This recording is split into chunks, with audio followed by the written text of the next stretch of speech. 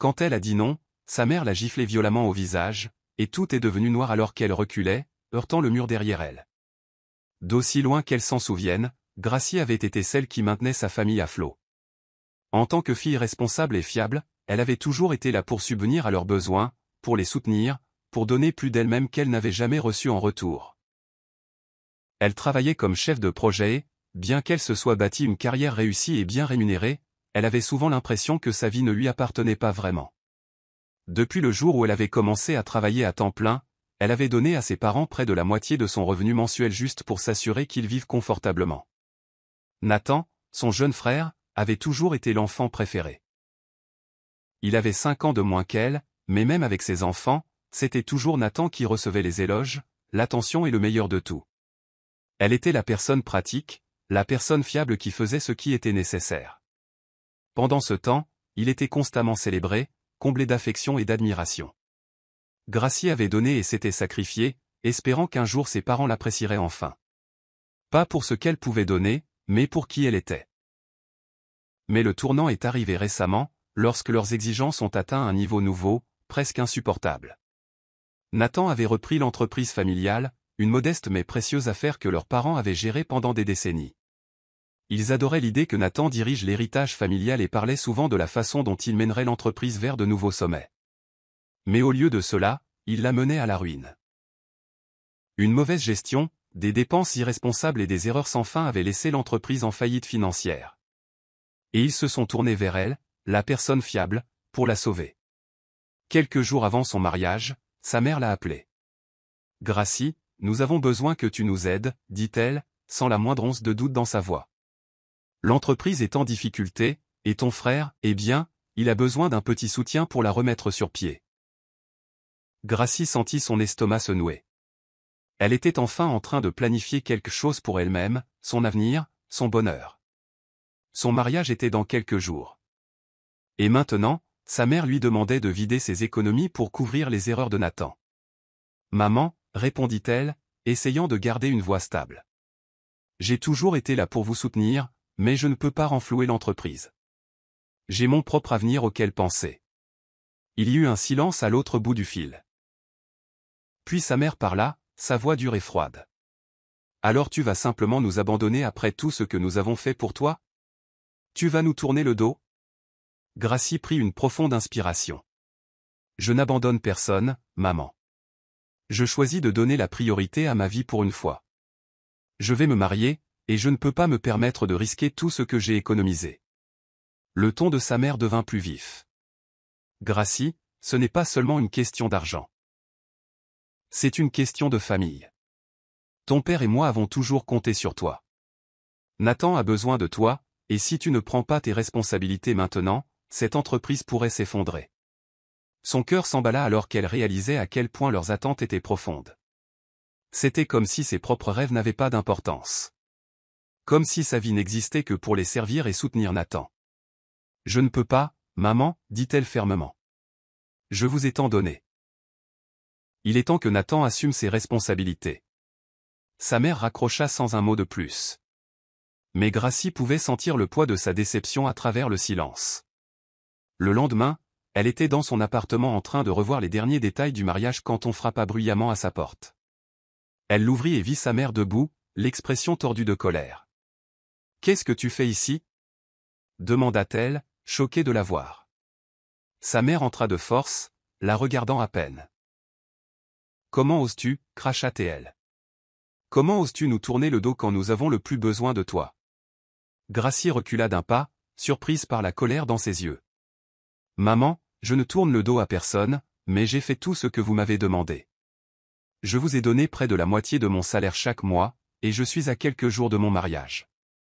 Je ne peux pas gâcher mon avenir pour réparer les erreurs de Nathan. » Les yeux de sa mère se plissèrent, et avant que Gracie ne puisse réagir, elle leva la main et la gifla en plein visage. Le choc la laissa sans voix. « Comment oses-tu me parler comme ça ?» cria sa mère, « après tout ce que nous avons fait pour toi. C'est comme ça que tu nous remercies? Tu ne me désobéis pas, Gracie. Tu dois tout à cette famille. » Sa joue brûlait de la gifle, mais la douleur la plus profonde était dans son cœur. C'était le moment où elle réalisa qu'elle n'était rien de plus pour eux qu'une source de revenus. Elle avait tant donné d'elle-même, mais ce n'était jamais assez. Ses sacrifices, son amour, son soutien, cela n'aurait jamais d'importance car elle n'était jamais celle dont il se souciait vraiment. Gracie prit une inspiration tremblante, retenant ses larmes. « Maman, je ne peux pas continuer à sacrifier mon bonheur pour couvrir les erreurs de tout le monde. Je t'aime, mais je ne te laisserai plus contrôler ma vie. » Sa mère ricana, croisant les bras. « Très bien, mais ne t'attends pas à ce que nous soyons là pour toi quand tu reviendras en rampant. Tu fais une énorme erreur, Gracie. Ne viens pas pleurer chez nous quand ton égoïsme te rattrapera. » Ces paroles étaient acérées, destinées à blesser. Mais pour la première fois, Gracie ne sentit pas la piqûre. Au lieu de cela, elle ressentit un étrange sentiment de liberté, un poids s'enlevant de ses épaules. Elle n'avait pas besoin de l'approbation ou de la validation de sa mère.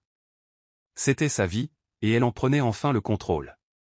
Après que la mère de Gracie fut sortie en trombe, elle resta là en silence, laissant le poids de ce qui venait de se passer s'installer. Sa joue la piquait encore de la gifle, mais ce n'était rien comparé à la prise de conscience qui s'était faite en elle. Elle avait passé toute sa vie à essayer d'être la fille parfaite.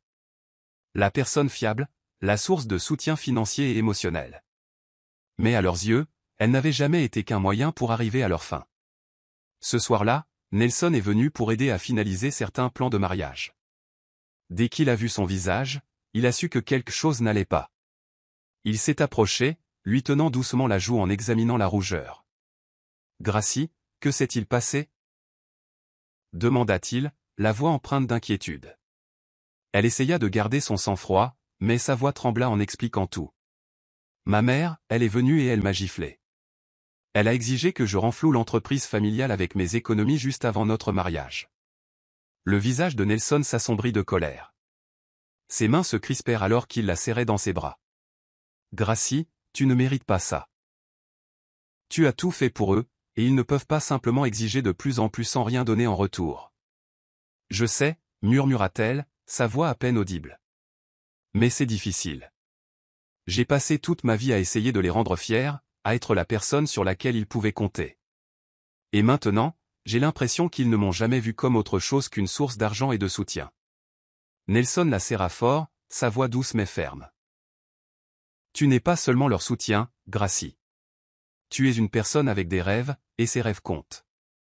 Je ne veux pas que tu te sentes coupable de te choisir cette fois-ci. » Ces mots, simples mais puissants, la touchèrent profondément. Pour la première fois depuis longtemps, elle sentit que quelqu'un la comprenait vraiment, que quelqu'un la voyait pour qui elle était. Nelson n'était pas seulement son partenaire. Il était la seule personne qui la soutenait inconditionnellement. Ils passèrent le reste de la soirée ensemble, à revoir les plans de leur mariage, de leur avenir. Et pour la première fois, elle sentit qu'elle faisait un pas en avant sans regarder en arrière. Dans les jours précédant le mariage, les messages de sa mère n'ont pas cessé. SMS, messages vocaux et même des emails affluaient. Chacun plus intense que le précédent. « Gracie, tu fais une énorme erreur », disait un message. « Quand ce mariage échouera, ne t'attends pas à ce que nous t'accueillions à nouveau. La famille passe avant tout, et tu te places au-dessus de tout le monde. » Elle a supprimé les messages sans répondre. La culpabilité et la honte que sa mère essayait de lui inculquer n'avaient plus le même effet. Elle savait que se choisir n'était pas égoïste. Elle se donnait enfin la chance de vivre une vie qui n'était pas dictée par les autres. La veille du mariage, sa tante Mélissa a appelé. Elle avait entendu parler de la dispute avec ses parents et voulait prendre de ses nouvelles. « Gracie, dit-elle doucement. Je sais que ta mère a dit des choses très dures, mais je veux que tu saches que tu fais ce qu'il faut. Tu as donné plus qu'assez à cette famille, et tu mérites d'être heureuse. » Gracie sentit une boule dans sa gorge. Tante Mélissa avait toujours été l'un des rares membres de la famille à se soucier sincèrement d'elle. Pas pour ce qu'elle pouvait donner, mais pour qui elle était. « Merci, tante Mélissa, » murmura-t-elle, la voix lourde d'émotion. « C'est juste difficile de laisser tomber tout ce que j'ai fait pour eux. Je n'arrête pas de me demander si je fais le mauvais choix. »« Non, tu ne le fais pas, » répondit-elle. « Tu te choisis enfin, et il n'y a rien de mal à cela. » Entendre ces mots allégea un peu Gracie. Avec le soutien de sa tante et de Nelson, elle était prête à affronter le jour de son mariage, sachant qu'elle entrait dans un avenir qu'elle avait choisi pour elle-même. Le matin du mariage arriva, et tandis qu'elle se préparait, un sentiment de calme l'envahit. L'anxiété habituelle qu'elle ressentait lors des réunions de famille fut remplacée par une détermination tranquille. Ce jour était le sien et celui de Nelson, la célébration d'un nouveau chapitre, celui qu'elle avait choisi. En se regardant dans le miroir, vêtue de sa robe, elle eut l'impression de se voir enfin elle-même. Libérée du poids des attentes de sa famille. La famille de Nelson et quelques-uns de ses amis les plus proches étaient là, solidaires et impatients de partager leur joie. Tante Mélissa était également présente, une présence réconfortante, un phare de soutien en ces temps difficiles. Quand elle remonta l'allée et vit Nelson l'attendre, son visage s'illumina de fierté et de chaleur. C'était un regard qui disait « Je te vois, Gracie, la vraie toi ». À ce moment-là, elle sut que tout ce qu'elle avait enduré, toutes les épreuves et les sacrifices, l'avaient menée à ce moment de pure liberté et de joie. Ils échangèrent leurs vœux, promettant d'être là l'un pour l'autre d'une manière qu'elle n'avait jamais connue auparavant. Nelson parla de se tenir à ses côtés, de soutenir ses rêves et de la voir pour qui elle était vraiment, pas seulement pour ce qu'elle pouvait donner. Ces mots ont agi comme un baume, guérissant des années de douleur à se sentir invisible et sous-estimé. Après la cérémonie, ils se sont rendus à une petite réception avec seulement quelques amis proches et la famille. C'était simple et intime, rempli de rire, d'amour et de bonheur authentique. Il n'y avait pas de faux-semblants, pas d'attente sur ce qu'elle devait à qui que ce soit. Pour la première fois, elle se sentit entourée de gens qui la célébraient, non pas pour le soutien qu'elle apportait, mais simplement pour être elle-même. Alors que la réception touchait à sa fin, Gracie ressentit une paix qu'elle n'avait jamais connue auparavant. Elle réalisa que pendant que ses parents et Nathan avaient choisi de prendre leur distance, elle avait choisi de commencer une vie qui n'appartenait qu'à elle, partagée uniquement avec ceux qui l'appréciaient vraiment. Dans les jours qui ont suivi le mariage, elle et Nelson ont fait leurs valises et ont déménagé à Austin, impatients de prendre un nouveau départ dans une ville où ils pourraient construire leur vie sans l'ombre des exigences de sa famille. Mais la transition ne s'est pas faite sans difficulté. Quelques jours seulement après s'être installée dans leur nouvel appartement, elle reçut un autre message de sa mère. Il était direct, dur et rempli d'accusations. « Tu as abandonné ta famille. Tu t'es choisi plutôt que nous.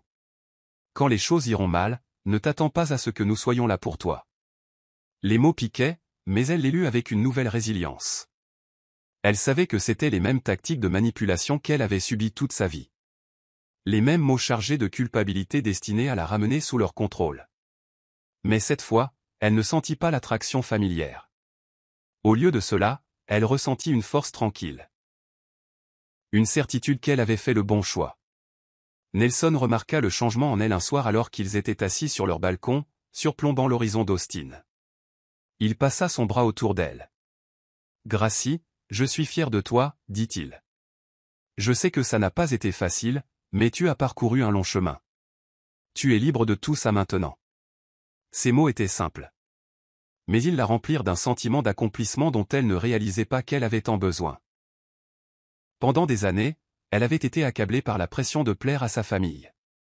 D'être la fille parfaite, le soutien indéfectible. Mais ici, elle pouvait enfin respirer. Enfin vivre pour elle-même. Les semaines se sont transformées en mois. Et la vie avec Nelson ressemblait à tout ce qu'elle avait toujours espéré. Ils parlaient de leurs rêves, de leurs projets d'avenir et de leur espoir de fonder une famille un jour. Leur vie était simple, mais elle était à eux. Libérée du cycle toxique dans lequel elle avait été piégée si longtemps. Un après-midi, elle reçut un appel de son cousin, Adam. Il avait entendu parler de tout ce qui s'était passé et voulait prendre de ses nouvelles. « Gracie, je voulais juste te dire que je suis désolé, dit-il, la voix remplie de remords sincères. Je ne sais pas pourquoi ils t'ont traité comme ça. Tu as toujours mérité mieux. » Entendre ces mots lui mit une boule dans la gorge. Elle ne s'attendait pas à des excuses. Mais savoir que quelqu'un dans sa famille voyait ses difficultés signifiait plus qu'elle ne pouvait l'exprimer. « Merci, Adam, répondit-elle doucement. Ça a été dur, mais je suis enfin dans un endroit où je me sens libre. Les mots d'Adam lui rappelèrent que, bien qu'elle se soit éloignée de ses parents, il y avait encore des gens dans sa famille qui se souciaient d'elle. Au cours des mois suivants, elle commença à reconstruire des relations avec ceux qui l'avaient toujours soutenue. Sa tante Mélissa, son oncle Jacob, quelques cousins et des amis proches. C'étaient les gens qui la voyaient pour qui elle était, pas seulement pour ce qu'elle pouvait donner. Cependant, sa relation avec ses parents resta tendue. Elle ne pouvait pas oublier les années de manipulation, la gifle, ou la façon dont ils avaient donné la priorité à Nathan sur elle. Chaque fois qu'elle pensait à les contacter, elle se souvenait de la douleur, des sacrifices sans fin et du fait qu'elle n'avait été appréciée que pour ce qu'elle pouvait fournir.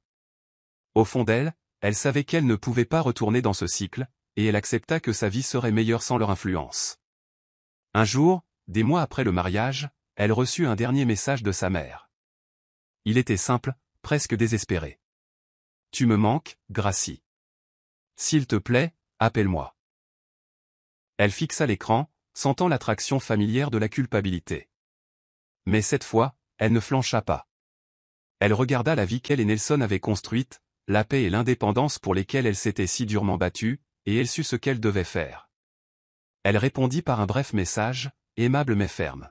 « Je suis heureuse de la vie que j'ai construite. Je ne peux pas revenir à ce que c'était. J'ai besoin d'aller de l'avant. » En appuyant sur « Envoyer ». Une vague de soulagement l'envahit. Elle avait enfin lâché le passé, les attentes et les obligations qui l'avaient accablée si longtemps. Elle regarda Nelson, la vie qu'il construisait. Et pour la première fois de sa vie, elle se sentit vraiment libre.